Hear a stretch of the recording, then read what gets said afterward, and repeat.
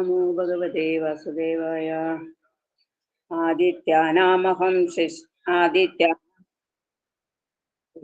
രവിരംശുമാൻ മരീചിർമരുതാം അസ്മി നക്ഷത്രാണാം അഹം ശശി.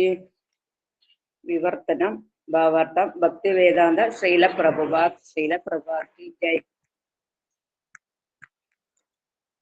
ആദിത്യന്മാരുടെ കൂട്ടത്തിൽ വിഷ്ണുവും, ജ്യോതിസ്സുകളിൽ ദീപ്തിമത്തായ സൂര്യനും, മരുത്തുക്കളിൽ മരീചിയും, നക്ഷത്രങ്ങളിൽ ചന്ദ്രനുമാണ് ഞാൻ. ഭാവാർത്ഥം. 12 ആദിത്യന്മാരുള്ളതിൽ മുഖ്യൻ കൃഷ്ണനാണ്. ആകാശത്തിലെ ജ്യോതിർഗണങ്ങളിൽ പ്രാധാന്യം സൂര്യനാണ്. ആ സൂര്യനെ ഭഗവാന്റെ പ്രകാശമാനമായ കണ്ണെന്നാണ് ബ്രഹ്മസംഹിത വർണ്ണിക്കുന്നത്. അന്തരീക്ഷചാരികളായി 50 വിധം മരുത്തുക്കൾ, വായുവിശേഷങ്ങൾ ഉണ്ട്. അവർക്ക് അധിപനായ ദേവത മരീചി കൃഷ്ണനെ പ്രതിനിധീകരിക്കുന്നു. രാത്രികാലങ്ങളിൽ തിളങ്ങി കാണുന്ന നക്ഷത്രങ്ങളിൽ ചന്ദ്രനാണ് ഏറ്റവും പ്രാമുഖ്യം. അതിനാൽ ചന്ദ്രൻ കൃഷ്ണനെ പ്രതിനിധീകരിക്കുന്നു. ചന്ദ്രനും നക്ഷത്രങ്ങളിൽ ഒന്നാണെന്നുകൂടി ഈ ശ്ലോകം അർത്ഥമാക്കുന്നുണ്ട്. ആകാശത്തിൽ തിളങ്ങി നിൽക്കുന്ന നക്ഷത്രങ്ങളെല്ലാം സൂര്യപ്രകാശത്തെ പ്രതിഫലിപ്പിക്കുന്നു. പ്രപഞ്ചത്തിൽ അനേകം സൂര്യന്മാരുണ്ടെന്ന സിദ്ധാന്തം വേദസമ്മതമല്ല. സൂര്യൻ ഒന്നു മാത്രം. സൂര്യപ്രകാശത്തിന്റെ പ്രതിഫലനം കൊണ്ട് ചന്ദ്രൻ തിളങ്ങുന്നു. അപ്രകാരം തന്നെ നക്ഷത്രങ്ങൾ. ഭഗവത്ഗീത ചന്ദ്രനെ നക്ഷത്രങ്ങളിൽ ഉൾപ്പെടുത്തി കാണുന്നത് കൊണ്ട് മിന്നിത്തിളങ്ങുന്ന നക്ഷത്രങ്ങളും സൂര്യന്മാരല്ല, എന്നാൽ അവ ചന്ദ്ര സദൃശമാണ്. ഹരേ Krishna. Hare Krishna പ്രഭുജി. Okay, thank you, Sanjeevani Mataji. Yes. ഇവിടെ ഭഗവാൻ പറഞ്ഞു, ആദിത്യാനാം അഹം വിഷ്ണു ജ്യോതിഷാം രവിരംശുമാൻ മരീചിർ മരുതാമസ്മി നക്ഷത്രാണാം അഹം ശശി. ആദിത്യന്മാരുടെ കൂട്ടത്തിൽ ഭഗവാൻ വിഷ്ണുവാണെന്ന് പറയും. ആദിത്യന്മാർ എന്ന് പറയുന്നത് ആരാണ് ആദിത്യന്മാര്? അതിഥിയുടെ മക്കള്. അതിഥിയുടെ മക്കളാണ് ആദിത്യന്മാർ. കശ്യപ പ്രജാപതിയുടെ 2 ഭാര്യമാർ, ഒന്ന് ദിതി, ഒന്ന് അതിഥി.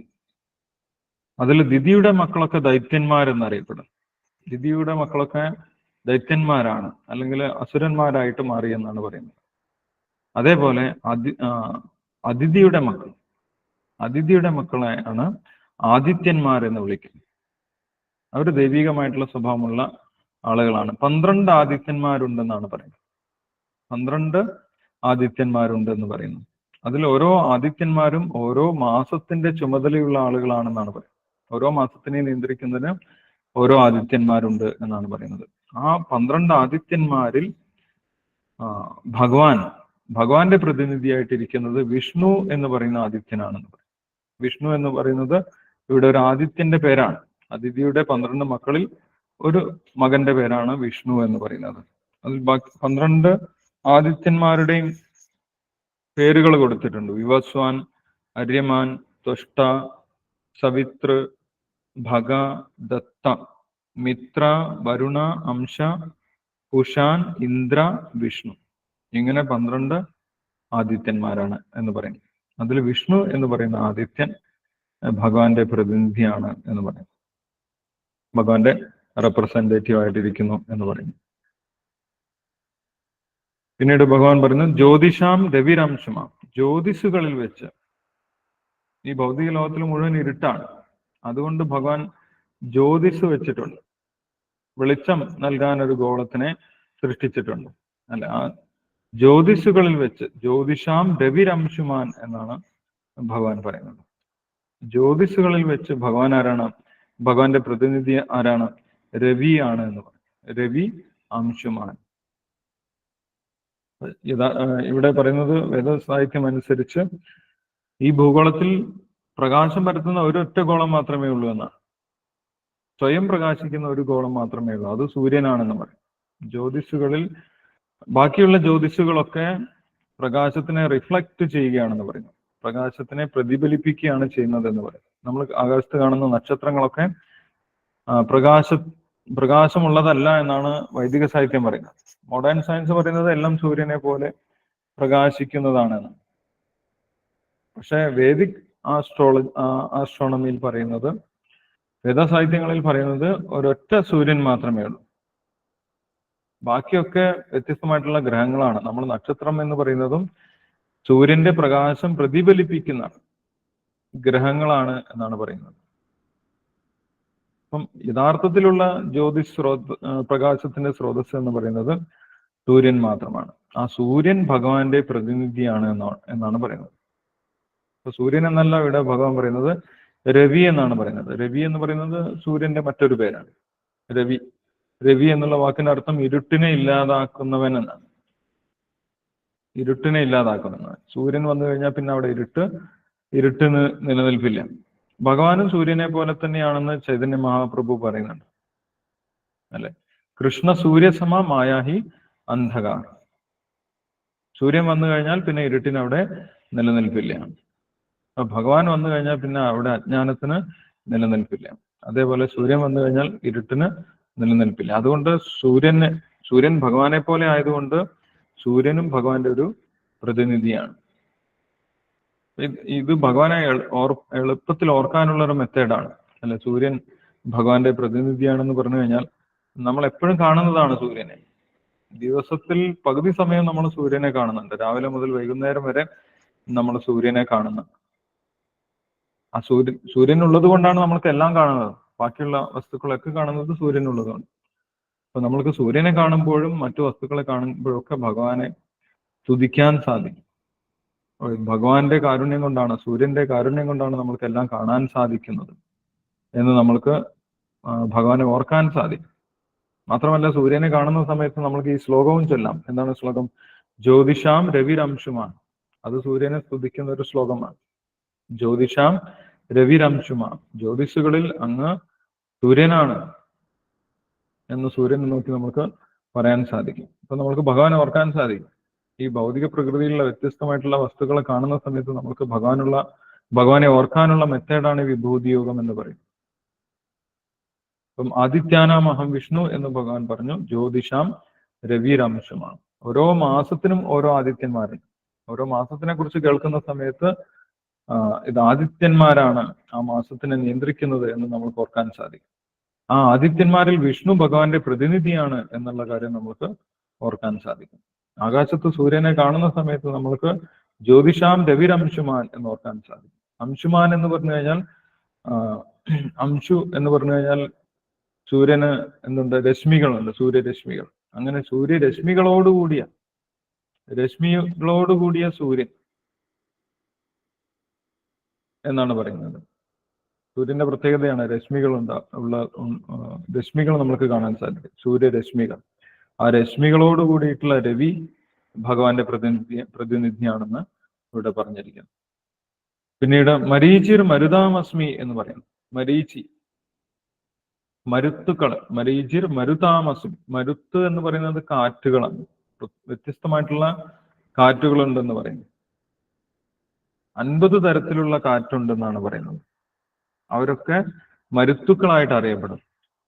50 മരുത്തുക്കളിൽ മരീചി എന്ന് പറയുന്ന മരുത്ത്, മരീചി എന്ന് പറയുന്ന യഥാർത്ഥത്തിൽ ബ്രഹ്മാവിന്റെ പുത്രനാണ്.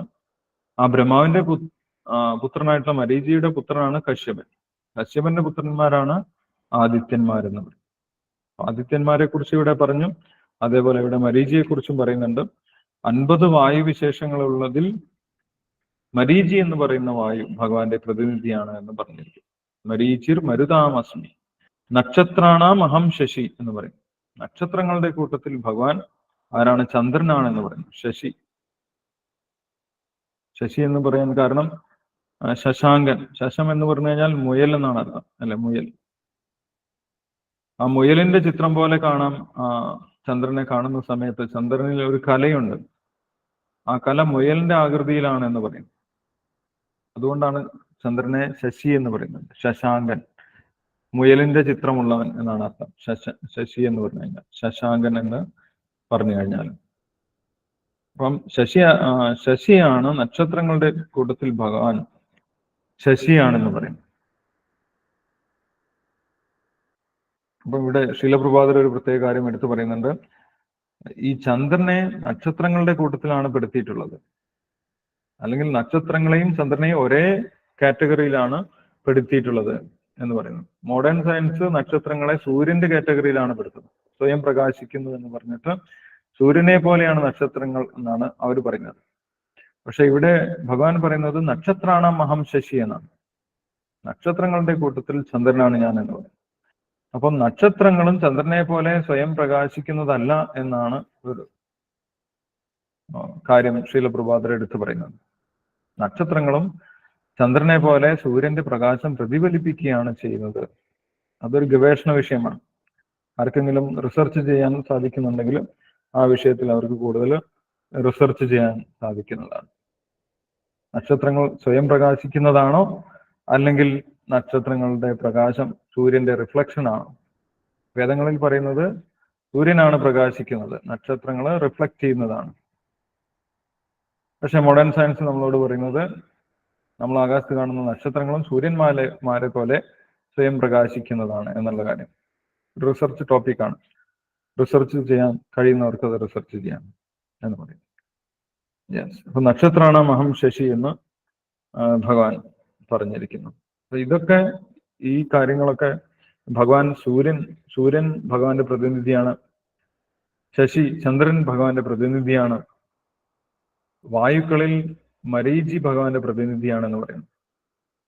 അപ്പൊ കൂടുതൽ എളുപ്പത്തിൽ ഭഗവാനെ ഓർക്കാനുള്ള വഴികൾ ഭഗവാൻ പറയുന്നു. ഒരു കാറ്റടിക്കുന്ന സമയത്ത് നമുക്ക് ഭഗവാൻ ഓർക്കാം അല്ലെ? എന്തോർക്കാം? മരീചിരും മരുതാമസ്മി. കാറ്റുകളിൽ ഭഗവാൻ മരീചിയാണ്. സൂര്യൻ ഉദിക്കുന്ന സമയത്ത് ജ്യോതിഷാം രവിരംശുമാൻ എന്ന് നമുക്ക് ഭഗവാനെ ഓർക്കാം. സൂര്യൻ ജ്യോതിഷുകളിൽ ഭഗവാൻ സൂര്യനാണ്. നക്ഷത്രാണാം അഹം ശശി. അത് പകൽ സമയത്തല്ലേ നമ്മൾ സൂര്യനെ കാണുന്നുള്ളൂ എന്ന് ചോദിക്കാം. അപ്പൊ രാത്രി സമയത്തും ഓർക്കാനുള്ള കാര്യം ഭഗവാൻ പറഞ്ഞു തരുന്നുണ്ട്. എന്താണ്? നക്ഷത്രാണാം അഹം ശശി. നക്ഷത്രങ്ങളുടെ കൂട്ടത്തിൽ, ആകാശത്ത് കാണുന്ന നക്ഷത്രങ്ങളുടെ കൂട്ടത്തിൽ ചന്ദ്രൻ ഭഗവാനാണ് എന്ന് പറയുന്നു. ഇതെല്ലാം നമ്മൾ കണ്ടുകൊണ്ടിരിക്കുന്ന വസ്തുക്കളാണ്. ഭഗവാന്റെ സാന്നിധ്യം നമ്മൾക്ക് കാണാൻ കഴിയുന്ന രീതിയിൽ ഭഗവാൻ പറഞ്ഞു തരികയാണ്. പിന്നീട് അടുത്ത ശ്ലോകത്തിൽ, 22ാമത്തെ ശ്ലോകത്തിൽ ഭഗവാൻ പറയുന്നു, വേദാനാം സാമവേദോസ്മി ദേവാനാമസ്മി വാസവ ഇന്ദ്രിയാണാം മനശ്ചാസ്മി ഭൂതാനാമസ്മി ചേതന. വേദാനാം സാമവേദോസ്മി. വിവർത്തനം ഭാവാർത്ഥം വായിച്ചോളൂ. 22ാമത്തെ ശ്ലോകത്തിൽ. ഹരേ കൃഷ്ണ പ്രഭുജി. യെസ്, ധന്യമാതാജി വായിച്ചോളൂ. ഓം നമോ ഭഗവതേ വാസുദേവായ. ഓം നമോ ഭഗവതേ വാസുദേവായ. ഓം നമോ ഭഗവതേ വാസുദേവായ. ശ്ലോകം 22. വേദാനാം സാമവേദോസ്മി ദേവാനാമസ്മി വാസവഃ ഇന്ദ്രിയാണാം മനശ്ചാസ്മി ഭൂതാനാമസ്മി ചേതന. വിവർത്തനം. വേദങ്ങളിൽ സാമവേദവും ദേവന്മാരിൽ ഇന്ദ്രനും ഇന്ദ്രിയങ്ങളിൽ മനസ്സും ജീവഗണങ്ങളിൽ ജീവചൈതന്യവുമാണ്, അവബോധവുമാണ് ഞാൻ. ഭാവാർത്ഥം. ജീവസത്തകൾക്ക് പ്രജ്ഞയുണ്ട്, ജഡപദാർത്ഥങ്ങൾക്ക് അതില്ല. ഇതാണ് അവ തമ്മിലുള്ള വ്യത്യാസം. പ്രജ്ഞയാണ് സർവോത്കൃഷ്ടവും ശാശ്വതവും. ജഡപദാർത്ഥങ്ങളുടെ സങ്കലനത്താൽ നിർമ്മിക്കപ്പെടാവുന്നതല്ല പ്രജ്ഞ. ഹരേ കൃഷ്ണ. ഹരേ കൃഷ്ണ പ്രഭുജി. ഹരേ കൃഷ്ണ. താങ്ക് യു ധന്യമാതാജി. ഹരേ കൃഷ്ണ. അപ്പൊ ഭഗവാൻ എന്താണ് പറയുന്നത്? വേദാനാം സമവേദോസ്മി. വേദങ്ങൾ 4 വിധത്തിൽ ഉണ്ടെന്ന് നമുക്കറിയാം അല്ലെ? ഋഗ്വേദം, യജുർവേദം, സാമവേദം, അഥർവവേദം. അതില് സംഗീത പ്രധാനമാണ് സാമവേദം എന്ന് പറയുന്നത്. സംഗീതശാസ്ത്രം സാമവേദത്തിൽ നിന്ന് വന്നിട്ടുള്ളതാണ് എന്നാണ് പറയുന്നത്. സംഗീതം ഭഗവാനും കൂടുതൽ ഇഷ്ടമാണ്. ഭഗവാൻ എപ്പോഴും ഓടക്കുഴൽ വിളിച്ചുകൊണ്ടിരിക്കുന്നു. ആ സംഗീതശാസ്ത്രം വന്നിട്ടുള്ള സാമവേദമാണ് ഭഗവാന്റെ പ്രതിനിധി എന്ന് പറയുന്നത്. ഭഗവാൻ ഏറ്റവും ഇഷ്ടം സാമവേദമാണ്. വേദാനാം സാമവേദോസ്മി ദേവാനാം അസ്മി വാസവ. ദേവന്മാരിൽ വാസവൻ. വാസവൻ എന്ന് പറയുന്നത് ഇന്ദ്രന്റെ മറ്റൊരു പേരാണ്. ദേവേന്ദ്രന്റെ പേരാണ് വാസവൻ എന്ന് പറയുന്നത്. ദേവന്മാരിൽ ഇന്ദ്രൻ ആയിട്ടിരിക്കുന്നതും ഭഗവാൻ തന്നെയാണ്, ഭഗവാന്റെ പ്രതിനിധിയാണ്. അതുകൊണ്ട് വേദങ്ങളിൽ ചില സമയത്ത് നമുക്ക് കാണാൻ സാധിക്കും ഇന്ദ്രനെ യജ്ഞപതിയായിട്ട് ചില സമയത്ത് പറയുന്നത് കാണാം. കാരണം എന്താണ്? ഇന്ദ്രനും ഭഗവാന്റെ ഒരു പ്രതിനിധിയാണ്, ഒരു റെപ്രസെന്റേറ്റീവാണ്. ദേവാനാമസ്മി വാസവ ഇന്ദ്രിയാണാം മനശ്ചാസ്മി. നമ്മുടെ ഇന്ദ്രിയങ്ങളിൽ 10 ഇന്ദ്രിയങ്ങൾ നമ്മൾക്കുണ്ട് എന്ന് പറഞ്ഞിട്ടുണ്ട്. ഭാഗവതത്തിൽ പറയുന്നു 10 ഇന്ദ്രിയങ്ങളാണ് നമ്മൾക്കുള്ളത് അല്ലെ. 5 കർമ്മേന്ദ്രിയങ്ങളും 5 ജ്ഞാനേന്ദ്രിയങ്ങളും, പിന്നീട് മനസ്സും, ആകെ 11 ഇന്ദ്രിയങ്ങൾ. ആ 11 ഇന്ദ്രിയങ്ങളിൽ മനസ്സ് ഭഗവാൻ തന്നെയാണെന്ന് പറയും. കാരണം എന്താണ്? ഇന്ദ്രിയങ്ങളെയൊക്കെ നിയന്ത്രിക്കുന്ന, ഇന്ദ്രിയങ്ങളുടെ നാഥനായിട്ടിരിക്കുന്നത് മനസ്സാണ്. ഇന്ദ്രിയാണാം മനഃശാസ്മി. മനസ്സ് ഭഗവാന്റെ തന്നെ പ്രതിനിധിയാണ്. അതുകൊണ്ട് മനസ്സിനെ നമ്മൾക്ക് നിയന്ത്രിക്കാൻ സാധിക്കുകയില്ല അല്ലെ. ഭഗവാന്റെ പ്രതിനിധി ആയതുകൊണ്ട്, ഭഗവാന്റെ ശക്തി ആയതുകൊണ്ട് നമ്മൾക്ക് ഒരിക്കലും മനസ്സിനെ നിയന്ത്രിക്കാൻ സാധിക്കുന്നില്ല. ഭഗവാന്റെ കാരുണ്യമുണ്ടെങ്കിൽ മാത്രമേ, ഭഗവാന്റെ ശക്തി ഉണ്ടെങ്കിൽ മാത്രമേ നമുക്ക് മനസ്സിനെ നിയന്ത്രിക്കാൻ സാധിക്കുകയുള്ളൂ. അതുകൊണ്ടാണ് ഭഗവാനെ ഋഷികേശൻ എന്ന് പറയുന്നത്. ഇന്ദ്രിയങ്ങളെ നിയന്ത്രിക്കുന്നവൻ ഭഗവാനാണെന്ന് പറയുന്നത്. നമ്മുടെ മനസ്സും ഭഗവാന്റെ ഒരു ശക്തിയാണ്, അല്ലെങ്കിൽ ഭഗവാന്റെ പ്രതിനിധിയാണ് എന്ന് പറയുന്നത്. ഇന്ദ്രിയാണാം മനഃശാസ്മി ഭൂതാനാം അസ്മി ചേതന. എല്ലാ ജീവജാലങ്ങളിലും ചേതനയായിട്ടിരിക്കുന്നത്, അല്ലെങ്കിൽ പ്രജ്ഞയായിട്ടിരിക്കുന്നത്, ബോധമായിട്ടിരിക്കുന്നത്, അല്ലെങ്കിൽ ജീവശക്തിയായിട്ടിരിക്കുന്നത് ഭഗവാൻ തന്നെയാണെന്ന് പറയുന്നത്. ഈ ബോധത്തിനെ നമ്മൾക്ക് സൃഷ്ടിക്കാൻ സാധിക്കില്ല എന്നാണ് പറയുന്നത്. കാരണം ബോധം അല്ലെങ്കിൽ ജീവശക്തി നേരിട്ട് ഭഗവാനിൽ നിന്ന് വന്നിട്ടുള്ളതാണ്. ഭഗവാന്റെ സൃഷ്ടിയാണ്, ഭഗവാന്റെ നേരിട്ടുള്ള സൃഷ്ടിയാണ് ഈ ജീവശക്തി എന്ന് പറയുന്നത്. അല്ല, അതുകൊണ്ടാണ് ശാസ്ത്രജ്ഞന്മാർക്ക് ജീവികളെ ഉൽപ്പാദിപ്പിക്കാൻ സാധിക്കാത്തത്. അതിനാവശ്യമുള്ള എല്ലാ കെമിക്കൽസും നമ്മൾക്ക് കിട്ടും, പ്രകൃതിയിൽ നിന്ന് കിട്ടും. പക്ഷെ അതിന് ജീവൻ കൊടുക്കാൻ ശാസ്ത്രജ്ഞന്മാർക്ക് സാധിക്കുന്നില്ല. കാരണം എന്താണ്? ജീവൻ ഭഗവാന്റെ നേരിട്ടുള്ള പ്രതിനിധിയാണ്. അതിനെ സൃഷ്ടിക്കാൻ ഭഗവാൻ മാത്രമേ സാധിക്കുകയുള്ളൂ. ഭൂതാനാമസ്മി ചേതന എന്ന് പറയുന്നത്. അപ്പം ഈ ശ്ലോകത്തിൽ 4 വിഭൂതികളെ കുറിച്ച് ഭഗവാൻ പറയുന്നുണ്ട്. വേദാനാം സാമവേദോസ്മി. വേദങ്ങളിൽ ഭഗവാൻ സാമവേദമായിട്ടിരിക്കുന്നു. ദേവാനാമസ്മി വാസവ. ദേവന്മാരിൽ ഭഗവാൻ ഇന്ദ്രനായിട്ടിരിക്കുന്നു. ഇന്ദ്രിയാണാം മനഃശാസ്മി. ഇന്ദ്രിയങ്ങളിൽ ഭഗവാൻ മനസ്സായിട്ടിരിക്കുന്നു. ഭൂതാനാമസ്മി ചേതന. എല്ലാ ജീവജാലങ്ങളിലും ഭഗവാൻ ചേതനയായിട്ട് അല്ലെങ്കിൽ ബോധമായിട്ടിരിക്കുന്നു എന്ന് പറയും. 4 വിഭൂതികളെ കുറിച്ച് ഭഗവാൻ ഈ ശ്ലോകത്തിൽ പറയുന്നുണ്ട്. കഴിഞ്ഞ ശ്ലോകത്തിലും ഭഗവാൻ 4 വിഭൂതികളെ കുറിച്ച് പറയുന്നുണ്ട് അല്ലെ. ആദിത്യാനാം അഹം വിഷ്ണു. ആദിത്യന്മാരിൽ ഭഗവാൻ വിഷ്ണുവായിട്ടിരിക്കുന്നു. ജ്യോതിഷാം രവിരംശുമ. ജ്യോതിഷുകളിൽ ഭഗവാൻ സൂര്യനായിട്ടിരിക്കുന്നു. മരീചിർ മരുതാമസ്മി. മരുത്തുക്കളിൽ ഭഗവാൻ മരീചിയായിട്ടിരിക്കുന്നു.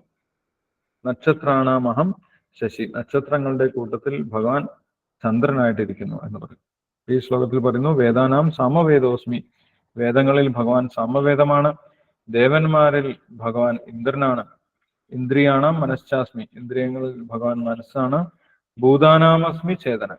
ഭൂതങ്ങളിൽ, ജീവജാലങ്ങളിൽ ഭഗവാൻ ആ ജീവജാലങ്ങളിലുള്ള ബോധമാണ് എന്ന് പറയും. അടുത്ത ശ്ലോകം കൂടി നമുക്ക് വായിക്കാം. 23ാമത്തെ ശ്ലോകം. രുദ്രാണാം ശങ്കരശ്ചാസ്മി വിത്തേശോ യക്ഷരക്ഷസാം വസൂനാം പാവകശ്ചാസ്മി മേരു ശിഖരിണാമഹം എന്ന് പറയും. രുദ്രാണാം ശങ്കരശ്ചാസ്മി. രുദ്രന്മാരിൽ ഭഗവാന്റെ പ്രതിനിധി ആരാണ്? ശങ്കരനാണെന്ന് പറയുന്നത്. രുദ്രൻ എന്ന് പറയുന്നത് 11 രുദ്രന്മാരുണ്ടെന്നാണ് പറയുന്നത്. 11 രുദ്രന്മാര് ആണ് ഉള്ളത് എന്ന് പറയുന്നു. ആ രുദ്രന്മാരുടെ ഡ്യൂട്ടി എന്താണ്? പ്രളയ സമയത്ത്, അല്ലെങ്കിൽ ഈ ലോകം നശിക്കുന്ന സമയത്ത് ഈ ലോകത്തിനെ മുഴുവൻ സംഹരിക്കുക എന്നുള്ളതാണ് രുദ്രന്മാരുടെ ഡ്യൂട്ടി. സംഹാര ദേവതമാരാണ് രുദ്രന്മാരെന്ന് പറയുന്നത്. സൃഷ്ടി ചെയ്യുന്നത് ബ്രഹ്മാവാണ്, സംഹരിക്കുന്നത് രുദ്രന്മാരാണ്. ലോകത്തിനെ മുഴുവൻ കത്തിച്ച് ചാമ്പലാക്കുക, അതാണ് രുദ്രന്മാരുടെ 11 രുദ്രന്മാരുടെ ധർമ്മം അല്ലെങ്കിൽ അവരുടെ ഡ്യൂട്ടി. അതിനു വേണ്ടിയിട്ട് അവർക്ക് എവിടുന്നാണ് ഈ അഗ്നി കിട്ടുന്നത്? പ്രപഞ്ചത്തിനെ മുഴുവൻ കത്തിക്കാനുള്ള അഗ്നി അവർക്ക് എവിടുന്നാണ് കിട്ടുന്നത്? അത് അനന്തശേഷന്റെ വായിൽ നിന്നാണെന്ന് പറയും. അനന്തശേഷന്റെ വായിൽ നിന്ന് പ്രളയ സമയത്ത് വരുന്ന അഗ്നി ശേഖരിച്ചാണ് ഈ രുദ്രന്മാർ മുഴുവൻ പ്രപഞ്ചത്തിനെയും കത്തിച്ച് ചാമ്പലാക്കുന്നതെന്ന് പറയും. അതുകൊണ്ട് ഈ രുദ്രന്മാർ എപ്പോഴും ധ്യാനിക്കുന്നത് സംഘർഷണ ഭഗവാനെയാണെന്ന് പറയും. അനന്തശേഷന്റെ ആദിമരൂപമാണ് സംഘർഷണ ഭഗവാൻ എന്ന് പറയുന്നത്. ആ സംഘർഷണ ഭഗവാനെയാണ് രുദ്രന്മാരെല്ലാവരും ആരാധിക്കുന്നത്. ആ 11 രുദ്രന്മാരിൽ ഭഗവാൻ ശങ്കരനാണ് എന്ന് പറയും. ശങ്കരൻ അല്ലെങ്കിൽ ശംഭു എന്ന് അറിയപ്പെടുന്ന ശങ്കരനാണ് 11 രുദ്രന്മാരിൽ ഭഗവാന്റെ പ്രതിനിധിയായിട്ട് ഇരിക്കുന്നത് എന്ന് പറയും. 11 രുദ്രന്മാർക്ക് ഓരോരോ പേരുകളുണ്ട്. കപാലി, പിങ്കളൻ, ഭീമൻ, വിരൂപാക്ഷൻ, വിലോഹിതൻ, ശസ്ത്ര, അജപാതൻ, അഹിർബുദ്ധ്യ, ശങ്കരൻ, ചാന്ത്, ഭവ എന്ന് പറഞ്ഞിട്ട് 11 പേരുകളുണ്ട്. ഓരോ രുദ്രന്മാർക്കും ഓരോരോ പേരുകളുണ്ട്. അതിൽ ശങ്കരൻ എന്ന് പറയുന്നത് ഭഗവാന്റെ തന്നെ പ്രതിനിധിയാണ്. മഹാദേവന്റെ ക്ഷേത്രത്തിൽ രുദ്രനെ കാണുന്ന സമയത്ത് നമ്മൾക്ക് ഈ ശ്ലോകം ചെല്ലാം: രുദ്രാണാം ശങ്കരശാസ്ത്രം. ഭാഗവതത്തിൽ ശങ്കരനെ കുറിച്ച്, ശംഭുവിനെ കുറിച്ച് പറയുന്നത് വൈഷ്ണവാനാം യഥാശംഭു എന്നാണ്. ഏറ്റവും വലിയ വൈഷ്ണവൻ ശങ്കരനാണ്, അല്ലെങ്കിൽ ശംഭുവാണെന്ന് പറയും.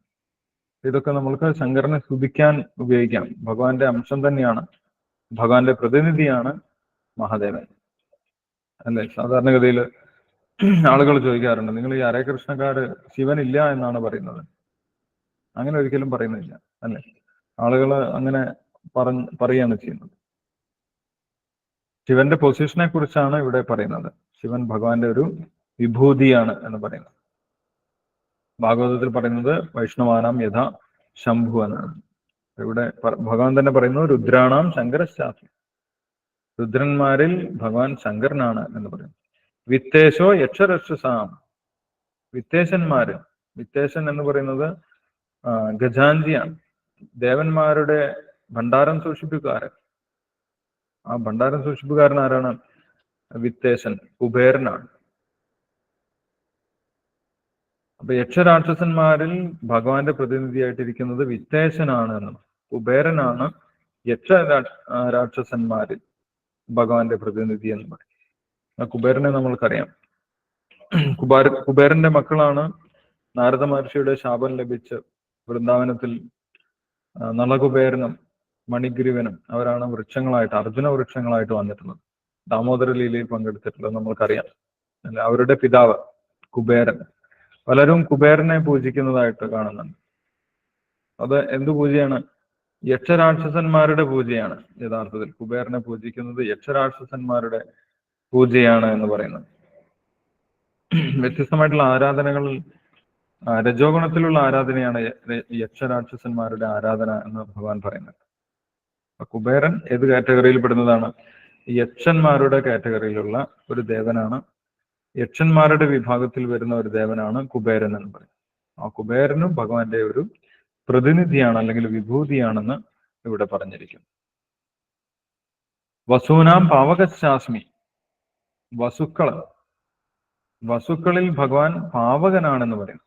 അഗ്നി, പാവകൻ എന്ന് പറയുന്നത് അഗ്നിദേവനെയാണ്. വസുക്കൾ എന്ന് പറയുന്നത് 8 വസുക്കൾ ഉണ്ടെന്നാണ് പറയുന്നത്. അഷ്ടവസുക്കൾ എന്നറിയപ്പെടും. ആ അഷ്ടവസുക്കൾ ഇന്ദ്രന്റെ അറ്റൻഡേഴ്സ് ആണ്. ഇന്ദ്രന്റെ അസിസ്റ്റന്റ് ആയിട്ടുള്ള ദേവന്മാരെയാണ് വസുക്കൾ എന്ന് പറയുന്നത്. ഇന്ദ്രനെ സഹായിക്കാൻ, യജ്ഞം ചെയ്യുന്ന സമയത്ത് യജ്ഞം സ്വീകരിക്കാൻ ഇന്ദ്രനെ സഹായിക്കുന്ന 8 ദേവതമാരെയാണ് വസുക്കൾ എന്ന് പറയുന്നത്. ആ വസുക്കളിൽ അഗ്നിയായിട്ടിരിക്കുന്നത്, പാവകനായിട്ടിരിക്കുന്നത് ഭഗവാൻ തന്നെയാണ്, ഭഗവാന്റെ പ്രതിനിധിയാണെന്ന് പറയുന്നത്. അഷ്ടവസുക്കൾക്കും ഓരോ പേരുകളുണ്ട്. ദ്യു, പൃഥ്വി, വായു, അഗ്നി, നക്ഷത്രം, വരുണ, സൂര്യ, ചന്ദ്രൻ എന്ന് പറഞ്ഞിട്ട് 8 വസുക്കളുണ്ടെന്ന് പറയുന്നു. ആ അഷ്ടവസുക്കളിൽ ഭഗവാൻ ആരാണ്? പാവകനാണെന്ന് പറയുന്നു. വസൂനാം പാവകശാസ്ത്രം മേരു ശിഖരിണാമഹം എന്ന് പറയും. അപ്പൊ ഇവിടെയൊക്കെ ഭഗവാനെ നമ്മൾക്ക് ഓർക്കാനുള്ള വഴികളുണ്ട്. രുദ്രനെ കാണുന്ന സമയത്ത് നമ്മൾക്ക് ഭഗവാനെ ഓർക്കാം. എങ്ങനെ ഓർക്കാം? രുദ്രാണാം ശങ്കരശാസ്മി എന്ന് പറഞ്ഞുകൊണ്ട് നമുക്ക് ഓർക്കാം. വിത്തേശോ യക്ഷരക്ഷസാം, അല്ലെ? യക്ഷരാക്ഷസന്മാരെ ആരാധിക്കുന്ന ആളുകളുണ്ട്. അവരും അവരുടെ നേതാവായിട്ടിരിക്കുന്നത് ആരാണ്? വിത്തേശനാണ്, കുബേരനാണ്. കുബേരൻ ആരാണ്? കുബേരൻ ഭഗവാന്റെ പ്രതിനിധിയാണെന്ന് പറയും. വസൂനാം പാവകശാസ്മി, അഗ്നിദേവൻ ഭഗവാന്റെ പ്രതിനിധിയാണെന്ന് പറയും, അല്ലെ? നമ്മൾ എല്ലാ ദിവസവും കാണുന്നതാണ്. അടുക്കളയിൽ കയറിയ ഉടനെ നമ്മൾ അഗ്നിദേവനെ കാണും. അഗ്നിദേവൻ ഇല്ലെങ്കിൽ നമ്മൾക്കൊന്നും പ്രവർത്തിക്കാൻ സാധിക്കില്ല. അപ്പം ആ അഗ്നിദേവനെ കാണുന്ന സമയത്ത്, അടുക്കളയിൽ കയറുന്ന സമയത്ത് നമുക്ക് എന്ത് പറയാം? വസൂനാം പാവകശാസ്മി. അഗ്നിദേവനായിട്ടിരിക്കുന്നതും ഭഗവാൻ തന്നെയാണ്. വസുക്കളിൽ അഗ്നിദേവനായിട്ടിരിക്കുന്നതും ഭഗവാൻ തന്നെയാണ്. മേരു ശിഖരിണാമഹം എന്ന് പറഞ്ഞിരിക്കും. മേരു ശിഖരിണാമഹം. ഈ മേരു എന്ന് പറയുന്നത് വലിയൊരു പർവ്വതമാണ്. നമ്മളുടെ മനുഷ്യന്മാരുടെ ദൃഷ്ടി കൊണ്ട് കാണാൻ സാധിക്കാത്ത ഒരു വലിയ പർവ്വതമാണ് മേരുപർവ്വതം എന്ന് പറയും. അത് ഈ ജംബൂദ്വീപിന്റെ നടുക്കാണുള്ളത് എന്ന് പറയും. ജംബൂദ്വീപിന്റെ ചിത്രം നമ്മൾ നോക്കുകയാണെങ്കിൽ അതിന്റെ നടുക്ക് ഭൂപത്മത്തിന് കർണികയായിട്ട് ഭൂധരേന്ദ്രൻ നല്ലോ നിൽക്കുന്നു എന്ന് പൂന്താനം പറയുന്നുണ്ട്. ഈ മുഴുവൻ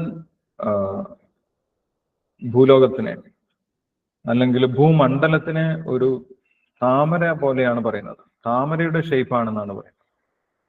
താമര നമ്മൾ നോക്കിക്കഴിഞ്ഞാൽ താമരയുടെ നടുക്ക് ഒരു കോൺ ഷേപ്പിൽ ഒരു ഭാഗം ഉയർന്നു നിൽക്കുന്നതായിട്ട് കാണാം. അതിന്റെ കർണിക എന്ന് പറയുന്നത് അതാണ്. താമരയുടെ കർണിക അതിന്റെ ഏറ്റവും നടുക്കിലുള്ള സാധാരണ ഗതിയിൽ ഒരു ഇളം മഞ്ഞ നിറത്തിൽ ഉയർന്നു നിൽക്കുന്ന ഒരു ഭാഗമാണ് കോൺ ഷേപ്പ്. അതിനെയാണ് അതിന്റെ കർണിക എന്ന് പറയുന്നത്. അതേപോലെ ഈ ഭൂമണ്ഡലം ഒരു താമരയാണെങ്കിൽ അതിന്റെ നടുക്കുള്ള ആ കർണിക ഒരു കോൺ ഷേപ്പിൽ ഉയർന്നു നിൽക്കുന്ന വലിയ പർവ്വതമാണ് മേരുപർവ്വതം എന്ന് പറയുന്നത്. അപ്പൊ ഭൂമണ്ഡലത്തിനെ നമ്മൾ പഠിക്കുന്നത് പോലെയല്ല, മോഡേൺ സയൻസ് പറയുന്നത് പോലെയല്ല വൈദിക സാഹിത്യം പറയുന്നത്. രണ്ടും വ്യത്യസ്തമാണ്. അതിൽ പറയുന്ന ആ ഭൂമണ്ഡലത്തിലെ എല്ലാ ഭാഗങ്ങളും നമ്മൾ കണ്ടെത്തിയിട്ടില്ല, നമ്മൾക്ക് കാണാൻ സാധിക്കുന്നില്ല. അല്ല, അതിൽ വ്യത്യസ്തമായിട്ടുള്ള ഖണ്ഡങ്ങളെ കുറിച്ച് പറയുന്നുണ്ട്, ജംബൂദ്വീപിനെ കുറിച്ച് പറയുന്നുണ്ട്. അതിന്റെ പുറമെ 7 സമുദ്രങ്ങളും 7 ദ്വീപുകളും ഉണ്ടെന്ന് പറയുന്നുണ്ട്. അതെല്ലാം ഭൂമണ്ഡലത്തിൽ വരുന്ന ഭാഗങ്ങളാണ്. അത് യഥാർത്ഥത്തിൽ ഭൂമിയെ മാത്രമല്ല പറയുന്നത്, ഭൂമണ്ഡലത്തിനെയാണ് പറയുന്നത്. ഭൂമണ്ഡലം എന്ന് പറയുന്നത് ഭൂമിയെ പോലെ അനേകം ഗ്രഹങ്ങളുള്ള ഏരിയ മൊത്തം, ആ മുഴുവൻ ഏരിയയാണ് ഭൂമണ്ഡലം എന്ന് പറയുന്നത്. അതിലൊരു നടുക്കുള്ള ഭാഗമാണ് ജംബൂദ്വീപ്. ആ ജംബൂദ്വീപില് ഒരു ഭാഗമാണ് ഭാരതഭൂമി എന്ന് പറയുന്നത്. ഈ ജംബൂദ്വീപിന്റെ നടുക്കാണ് ഈ മേരു പർവ്വതം ഉള്ളത് എന്ന് പറയും. മേരു ശിഖരിണാമഹം എന്ന് ഭഗവാൻ പറയുന്നു. ഏറ്റവും വലിയ പർവ്വതം, ഈ ഭൂമണ്ഡലത്തിൽ നമുക്ക് കാണാൻ സാധിക്കുന്ന ഏറ്റവും വലിയ പർവ്വതം. അത് ഈ താമരയുടെ നടുക്ക് കോണുള്ളത് പോലെ. ആ കോണിന്റെ പ്രത്യേകത എന്താണ്? കോണ് താഴോട്ട് ചെറുതാണ്, താഴോട്ട് മെലിഞ്ഞു വരുന്നതാണ്, മുകളിലേക്കാണ് അതിന്റെ വിസ്താരം കൂടി വരുന്നത്. അങ്ങനെ തന്നെയാണ് മേരു പർവ്വതത്തിന്റെ ഷേപ്പ് എന്നും പറയുന്നുണ്ട്. അപ്പൊ ആ മേരു പർവ്വതവും ഭഗവാന്റെ പ്രതിനിധിയാണെന്ന് പറഞ്ഞിരിക്കുന്നു. ഇവിടെയും ഈ ശ്ലോകത്തിൽ 4 വിഭൂതികളെ കുറിച്ച് പറയുന്നുണ്ട്. രുദ്രാണാം ശങ്കരശാസ്മി, രുദ്രന്മാരിൽ ശങ്കരൻ ഭഗവാന്റെ പ്രതിനിധിയാണ്. വിത്തേശോ യക്ഷരക്ഷസാം, യക്ഷരാക്ഷസന്മാരിൽ കുബേരൻ ഭഗവാന്റെ പ്രതിനിധിയാണ്. വസൂനാം പാവകശാസ്മി, അഷ്ടവസുക്കളിൽ അഗ്നിദേവൻ ഭഗവാന്റെ പ്രതിനിധിയാണ്. മേരു ശിഖരിണാമഹം, പർവ്വതങ്ങളിൽ വെച്ച് ഏറ്റവും ഉയർന്ന പർവ്വതമായിട്ടുള്ള മേരു പർവ്വതവും ഭഗവാന്റെ പ്രതിനിധിയാണെന്ന് പറഞ്ഞിരിക്കുന്നു. അങ്ങനെ വ്യത്യസ്തമായിട്ടുള്ള വിഭൂതികളെ കുറിച്ച് ഭഗവാൻ പറയുന്നുണ്ട്. ഇതെല്ലാം നമ്മൾ നോട്ട് ചെയ്ത് വെക്കണം. അല്ല, എങ്ങനെ നോട്ട് ചെയ്യാം? രുദ്രാണാം ശങ്കരശാസ്മി, രുദ്രന്മാരിൽ ശങ്കരൻ. അപ്പൊ ശങ്കരൻ ഭഗവാന്റെ വിഭൂതിയാണ്. അപ്പം ഓരോ വിഭൂതി നമ്മൾ എഴുതുന്ന സമയത്ത് ശങ്കരൻ എന്ന് എഴുതുക. എന്നിട്ട് എന്ത് എഴുതുക? രുദ്രാണാം ശങ്കരശാസ്മി, രുദ്രന്മാരിൽ ശങ്കരൻ ഭഗവാന്റെ വിഭൂതിയാണ്. പിന്നെ കുബേരൻ എന്ന് എഴുതുക. എന്നിട്ട് അതിന്റെ നേരെ എന്തെഴുതുക? വിത്തേശോ യക്ഷരക്ഷസാം, യക്ഷരാക്ഷസന്മാരിൽ കുബേരൻ ഭഗവാന്റെ പ്രതിനിധിയാണെന്ന് എഴുതുന്നത്. അങ്ങനെ എഴുതി കഴിഞ്ഞാൽ നമുക്ക് 72ഓളം വിഭൂതികൾ കിട്ടും. ആ വിഭൂതികളൊക്കെ ഓർക്കുന്നത് നല്ലതാണ്. കാരണം നമ്മുടെ ചുറ്റുപാടും കാണുന്ന വസ്തുക്കൾ തന്നെയാണ് ഭഗവാൻ വിഭൂതിയായിട്ട് പറഞ്ഞിട്ടുള്ളത്. അല്ലെങ്കിൽ നമ്മൾ എപ്പോഴും കേൾക്കുന്ന നമ്മൾക്ക് പരിചയമുള്ള ആളുകൾ അല്ലെങ്കിൽ വസ്തുക്കളാണ് വിഭൂതിയായിട്ട് ഭഗവാൻ പറഞ്ഞിട്ടുള്ളത്. അങ്ങനെ ഭഗവാന് നമുക്ക് കൂടുതൽ ഓർമ്മിക്കാൻ സാധിക്കും. ഓക്കെ, ഹരേ കൃഷ്ണ. അടുത്ത ശ്ലോകം നമുക്ക് അടുത്ത ദിവസം വായിക്കാം. ഇപ്പോൾ വായിച്ചിട്ടുള്ള ശ്ലോകങ്ങളിൽ എന്തെങ്കിലും സംശയങ്ങൾ ഉണ്ടെങ്കിൽ നമുക്ക് ഡിസ്കസ് ചെയ്യാം. അതിനുശേഷം നമുക്ക് ശ്ലോകം വായിക്കാം. ഹരേ കൃഷ്ണ പ്രഭുജി. മരീചിർ മരുതാമസ്മി, അതൊന്നുകൂടെ പറഞ്ഞുതരാമോ? ഹരേ കൃഷ്ണ. യെസ്, മരുത്തുക്കൾ എന്ന് പറയുന്നത് വ്യത്യസ്തമായിട്ടുള്ള വായുക്കളെയാണെന്ന് പറയുന്നു. അല്ല, എല്ലാ വായുവും ഒരേപോലെയല്ല. നമ്മുടെ ശരീരത്തിനകത്തും വ്യത്യസ്തമായിട്ടുള്ള വായുക്കളുണ്ട് എന്ന് പറയുന്നു. 10 വിധം വായുക്കൾ നമ്മുടെ ശരീരത്തിനകത്ത് തന്നെ ഓടുന്നുണ്ടെന്ന് പറയുന്നു. അല്ല, ഓരോ വായുവിനും ഓരോ പേരുണ്ട്. അങ്ങനെ ഈ പ്രപഞ്ചത്തിൽ മുഴുവൻ 50 വിധം വായു ഉണ്ടെന്നാണ് പറയുന്നത്. അതിന്റെ ചലനം അനുസരിച്ചിട്ടാണ്, അതിന്റെ ശക്തി അനുസരിച്ച് അത് എങ്ങോട്ടാണ് ഒഴുകുന്നത്, മുകളിലേക്കാണോ താഴോട്ടാണോ തിരശ്ചീനമായിട്ടാണോ ഒഴുകുന്നത് എന്നൊക്കെ അതിനനുസരിച്ച് ഓരോ വായുവിനും ഓരോ പേരുകളുണ്ട്. ആ വായുവിനെ നിയന്ത്രിക്കുന്ന ദേവന്മാരുമുണ്ട്. ആ വായുവിനെ നിയന്ത്രിക്കുന്ന ദേവതമാർക്ക് പറയുന്ന പേരാണ് മരുത്തുക്കൾ എന്ന് പറയുന്നത്. വായു ചലിക്കുന്നത് ആ മരുത്തുക്കളുടെ നിയന്ത്രണത്തിലാണ്. അതിൽ ഒരു ദേവനാണ്, വായുവിനെ നിയന്ത്രിക്കുന്ന ദേവനാണ് മരീചി എന്ന് പറയുന്നത്. മരീചി, ആ മരീചി ഭഗവാന്റെ പ്രതിനിധിയാണെന്ന് പറയും. മരീചി ബ്രഹ്മാവിന്റെ പുത്രനായിട്ടും പറയുന്നുണ്ട് അല്ലെ. 9 മഹർഷിമാരിൽ മരീചി ഒരു പ്രധാനപ്പെട്ട മഹർഷിയാണ്. മരീചിയുടെ പുത്രനാണ് കശ്യപൻ. കശ്യപന്റെ പുത്രനാണ് നമ്മളിപ്പോൾ വായിച്ച ആദിത്യന്മാരെന്ന് പറയും. ഹരേ കൃഷ്ണ പ്രഭുജി. അംബിക മാതാജി പറഞ്ഞു. 50 തരത്തിലുള്ള കാറ്റുകൾ എന്ന് പറയുന്നത് അതെ, 50 അല്ല, 9 അല്ലല്ലോ, 50 ആണ്. 50. അപ്പൊ അത് എന്ന് പറയുന്നത് നമ്മള് വേഗത അനുസരിച്ചിട്ടുള്ളതാണോ, അത് നമ്മുടെ പ്രാണവായു അങ്ങനെ അപാനൻ അങ്ങനെ പറയുന്ന ആ വായുക്കളാണോ? അത് അതിന്റെ മുഴുവൻ ക്ലാസിഫിക്കേഷനും എനിക്കും കൃത്യമായിട്ട് അറിയില്ല. പക്ഷെ നമ്മുടെ ശരീരത്തിലുള്ള വായുക്കളെ കുറിച്ച് പറയുന്നത് അതിന്റെ സഞ്ചാര ദിശ അനുസരിച്ചിട്ടാണെന്ന് പറയുന്നു. അതായത് മുകളിലേക്ക് വരുന്ന വായു, തിരശ്ചീനമായിട്ട് സഞ്ചരിക്കുന്ന വായു, അതേപോലെ താഴോട്ട് പോകുന്ന വായു, ഇങ്ങനെ വ്യത്യസ്തമായിട്ടുള്ള വായുകളുടെ സഞ്ചാര ദിശ അനുസരിച്ചിട്ടാണ് അതിനോരോ പേരുകൾ കൊടുത്തിട്ടുള്ളതെന്ന് പറയും. പിന്നെ അതിന്റെ ധർമ്മം, ഓരോന്നിനും ഓരോ ഡ്യൂട്ടികളാണ്. ആ ഡ്യൂട്ടി അനുസരിച്ചിട്ടാണ് ഓരോ വായുവിന്റെ പേര് കൊടുത്തിട്ടുള്ളത്. അത് നമ്മുടെ ശരീരത്തിനകത്തുള്ള വായുവാണ്. അതേപോലെ നമ്മുടെ പ്രകൃതിയിലും സഞ്ചരിക്കുന്ന വ്യത്യസ്തമായിട്ടുള്ള വായു വിശേഷങ്ങളുണ്ടെന്ന് പറയും. ഓരോന്നിനും ഓരോ ഡ്യൂട്ടി ആയിരിക്കും. ചിലത് മേഘങ്ങളെ കൊണ്ട് സഞ്ചരിക്കുന്നു, ചിലത് പൊടിപടലങ്ങളെ എടുത്ത് സഞ്ചരിക്കുന്നു, ചിലത് സുഗന്ധങ്ങളെ കൊണ്ട് പോകുന്നു. ഇങ്ങനെ വ്യത്യസ്തമായിട്ടുള്ള ഡ്യൂട്ടികൾ ഉണ്ടാവും ഓരോന്നിനും. അതിനനുസരിച്ച് അതിന് പ്രത്യേകം പേരുകളുണ്ടാവും. ഹരേ കൃഷ്ണ പ്രഭുജി. പിന്നെ പ്രഭുജി 12 ആദിത്യന്മാരുടെ പേരൊന്ന് പറഞ്ഞു തരുമോ? 12 ആദിത്യന്മാർ. 12 ആദിത്യന്മാര് വിവസ്വാൻ, അര്യമാൻ, ത്വഷ്ട, സവിത്ര,